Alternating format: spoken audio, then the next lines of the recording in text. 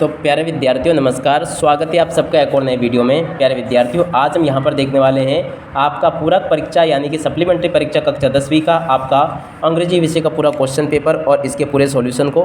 तो चलिएगा जल्दी से हम आगे बढ़ते हैं, देखते हैं और समझते हैं कि सप्लीमेंट्री परीक्षा का क्वेश्चन पेपर कक्षा 10वीं का आपका अंग्रेजी विषय का किस प्रकार का आएगा और आप सब लोगों को अपने पेपर का सॉल्यूशन कैसे पूरा कंप्लीट कर लेना चाहिए।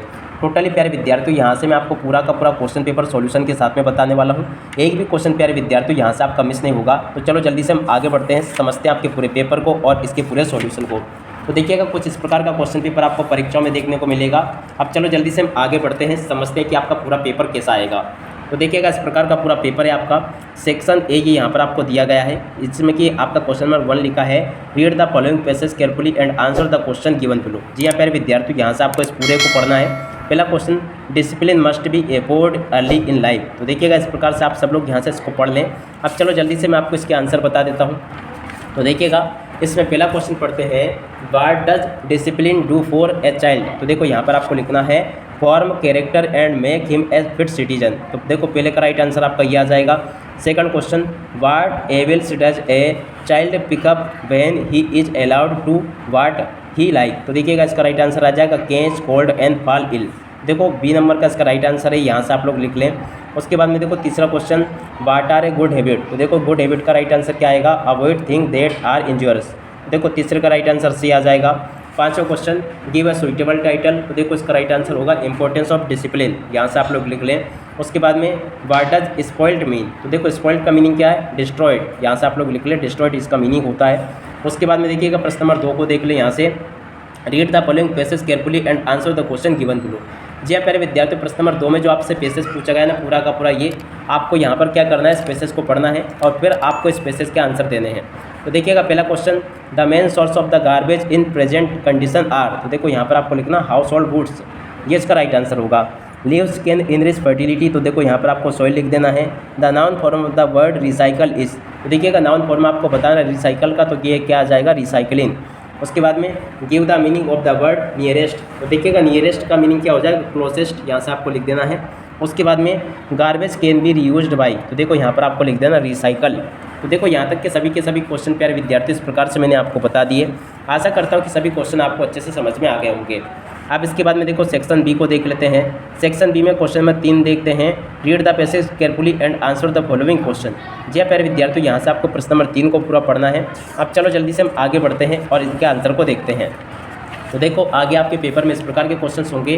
प्रश्न नंबर 4 को देख ले, प्रश्न नंबर 5 को देख लीजिएगा और उसके बाद में देखो प्रश्न नंबर 6 लिखा है।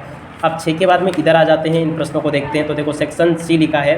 सेक्शन सी में क्वेश्चन नंबर 7 को देखते हैं, be to serve our nation. तो देखो यहाँ पर आपका क्या आ जाएगा, आउट, ठीक है ना। अगला क्वेश्चन देखते हैं, I come in the classroom sir. तो देखो यहाँ पर आपका माई आ जाएगा। They football in the evening. तो देखो यहाँ पर आपका प्ले आ जाएगा। I have been here Monday. तो देखो यहाँ पर आपको सेंस लिखना है। I am not afraid death. तो देखो यहाँ पर आपको ऑफ लिख देना है। Look you leave. तो देखो यहाँ पर आपको बिफोर लिख देना है। He has 1 rupee note. तो देखिएगा यहाँ पर आपका एन आ जाएगा। तो देखिएगा प्यारे विद्यार्थियों, यहाँ तक के सभी क्वेश्चन मैंने आपको इस प्रकार से बता दिए। आशा करता हूँ कि ये सभी क्वेश्चन और उनके आंसर आप लोगों को अच्छे से समझ में आ गए होंगे। अब चलो इसके बाद में हम आगे बढ़ते हैं, प्रश्न नंबर 8 को देखते हैं, जिसमें कि आपसे डू एट डायरेक्टेड पूछे जाएंगे। तो यहाँ से आप लोग इनको भी सीख ले बनाना। अब चलो यहाँ से हम सेक्शन डी को देखते हैं। सेक्शन डी में आपको क्या करना है, पहला question, Lencho brought a letter to. तो देखिएगा लेंचो ने लेटर किसको लिखा था, गोड को। गोड इसका राइट आंसर होगा। How many brother did young seagull have. तो देखिएगा यंग सीगल के कितने ब्रदर थे, 2। तो यहाँ पर आपको 2 लिख देना है। अगला question, who was with the young seagull one of the less. देखो ही वाज एलोन। तो देखो तीसरे का राइट आंसर आपका डी आ जाएगा।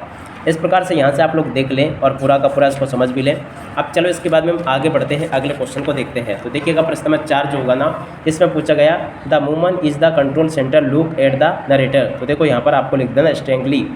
उसके बाद में an a best friend was. तो देखो यहाँ पर आपको लिखना हर diary. Bread making is a popular in Goa. तो देखो यहाँ पर आपको गोवा लिख देना है। उसके बाद में देखिएगा प्रश्न नंबर 10 जो लिखा गया ना, 10 में आपको क्या करना है, read the extract carefully and answer the question given below. देखो प्रश्न नंबर 10 में आपको एक एक्सट्रैक्ट दिया जाएगा जो कि आपकी पुस्तक में से लिया गया है। अब आपको इस एक्सट्रैक्ट को पढ़ना है और इसमें से जो प्रश्न पूछे गए हैं उनके उत्तर आपको देने हैं। तो पहला question, full name of the bounce boss. तो देखो विली बाउंस उसका नाम था पूरा। Number of room in which Wanda study are. तो देखो यहाँ पर आपको 13 लिख देना है। Who went to home alone. देखो यहाँ पर आपका वांडा आ जाएगा। इस प्रकार से यहाँ तक के सभी क्वेश्चन को और उनके आंसर को आप लोग नोट कर लीजिएगा। अब इसके बाद में इधर आ जाते हैं, प्रश्न नंबर बी को देखते हैं। Read the text carefully and answer the question below. देखो यहाँ से आप सब लोग इसको पढ़ लें। पहला question, what is happen to the boy. तो देखो द बॉय वाज सैड, इसका राइट आंसर होगा। Which word mean the same as the merrily. तो देखो यहाँ पर आपको लिखना जेबली। उसके बाद में the boy has the lost his ball, it is in the. तो देखो यहाँ पर आपको लिखना वाटर। इस प्रकार से आप सब लोग इन प्रश्नों को समझ लें। प्रश्न नंबर 11 में क्वेश्चन दिए गए हैं, तो आप सब लोग यहाँ से प्रश्न नंबर 11 के क्वेश्चन को देख लीजिएगा। अब इसके बाद में हम आगे बढ़ते हैं, अगले क्वेश्चन को देखते हैं। तो देखिएगा आगे क्वेश्चन लिखे हैं। प्रश्न नंबर 12 को देख लीजिएगा। प्रश्न नंबर 12 दिया गया है। प्रश्न नंबर 13 ये लिखा है, इसको भी देख ले आप सब लोग। प्रश्न नंबर 14 ये लिखा है, और उसके बाद में देखो 15वां क्वेश्चन ये दिया गया है और 16वां क्वेश्चन ये दिया गया है। तो देखिएगा यहाँ तक के सभी क्वेश्चन प्यारे विद्यार्थियों मैं आपको बता चुका हूँ। आशा करता हूँ कि सभी क्वेश्चन और उनके आंसर आपको अच्छे से समझ में आ गए होंगे। अब इसी के साथ में इस वीडियो को यहीं पर पूरा करते हैं। नमस्कार, जय हिंद, जय भारत।